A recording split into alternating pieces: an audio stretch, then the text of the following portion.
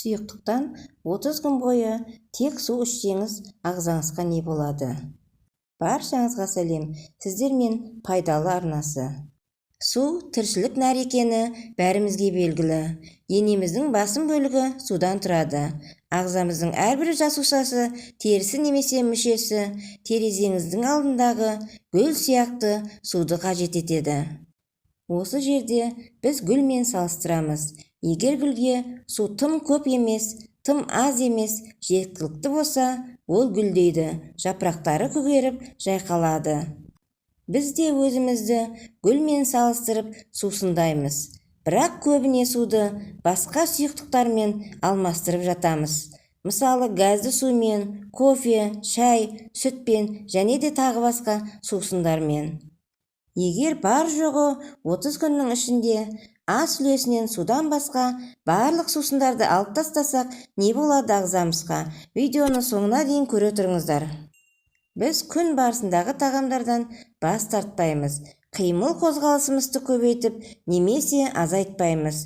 Тек ағзамызға құйылатын сұйықтықтың барлығын суға алмастырамыз. Ең бірінші ойымызға келетіні қаражатымызды үнемдейміз. Алайда ағзамызға одан да қызықты, одан да бағалы қандай пайда келеміз? Шығармашылық және ойлау қабілетіңіз артады. 30 күн өткен соң нейробиология журналының таратқан ақпараты бойынша миыңыз бұрынғыдан жылдам реакциясымен таң қалдырады екен.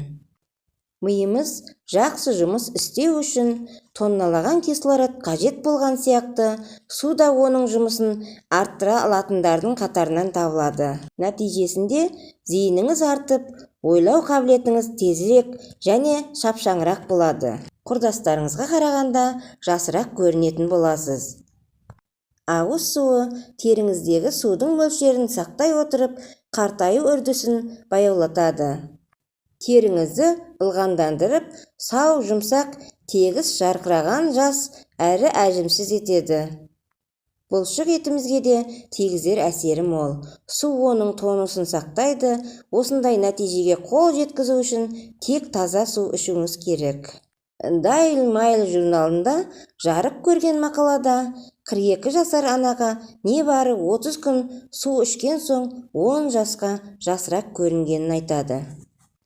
Ең қызығы, тек су ішу идеясы оған үнемі бас ауруы мен ас қорытуының нашарлауына әкеп соқты. Сол үшін ол күніне 3 литрдей су іше бастады. Бір ай өткен соң таң қалды. Үнемі дыңылдап тұратын бас ауруы мен ас қорытуының нашарлауы қолмен сылып тастағандай жоқ болды. Оған қоса бонус ретінде 10 жасқа жасарды. Жаман емес қой, иә? Өз сөзінде ол шын мәнісінде мен осыншалық айырмашылық болады дегенге сенбедім. Өзімді айнадан көргенде басқа елді көргендей боламын. Көзімнің айналасындағы қарауытулар жоғалды. Терімнің жасарғаны соншалық жас күнімдегідей. Бұл менің басымнан өткен керемет өзгеріс. Өзімді арықтау жайлы сезінемін. Және денсаулығым да жақсарғандай. Ең қызығы менің өзгерткенім тек су ғана дейді. Бұл әсірелеп айтқандық емес. Су ағзаның тиімді функцияларының жаңартатын катализатор сияқты жұмыс істейді. Таза су бұл алғашқы медицина. Судың дұрыс мөлшерінің пайдалануы бауырыңыз бен бүйрегіңіздің жұмысын жақсартып, қалыпты деңгейді ұстауға көмектеседі.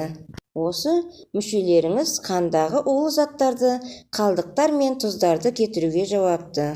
Сонымен осы саладағы зерттеушілердің айтуынша, су тұрақталып бүйрекке тас жиналудың алдын алады. Осылайша біз бас ауру мен тағы басқа ауруларға шалдықпайтын боламыз. Су жүрегіңіздің сауығуына көмектеседі.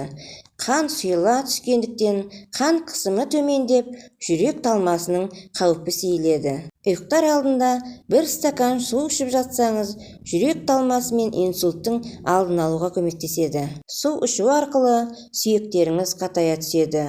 Су сіңірді қалпына келтіруге көмектеседі. Осының арқасында буындарыңыз баппен қимылдап, нәтижесінде буындарға түскен салмақтың әсерінен жоғалған зақымдар азая түседі. Терінің астындағы майлардың біразымен де қош айтысасыз. 30 күн бойы тек су ішсеңіз, денеңіз өміріңізге маңызды мүшелеріңізден улы заттар мен қалдықтарды шығарады. Бұл денеңізді тазартып, оны ішіңіздің айналасындағы майлардан арылта бастайды. Алдымен салмағыңыз аздап арта бастайды, себебі денеңіз осыншама мөлшерде пайда болған судың мөлшерінен бірден үйренісе алмайды. Алайда, біраз уақыт өткен соң ағзаңыз жаңа тәртіпке үйренеді. Су қарныңыздың ашып тұрғанын да жоя алады. Калорияны аздап қолдана бастайсыз, өйткені су қарныңыздың ашқанын басып, ағзаңызды жуа бастайды. Тамақтанудың алдында ішілген су, 1 немесе 2 стакан су ас қорытуыңызға көмектесіп, өзіңізге қажетті мөлшерден тыс тамақ жеуге мүмкіндік бермейді. Жай ғана оны үнемі жасап отырсаңыз болады. Зат алмасу үрдісі жақсарады.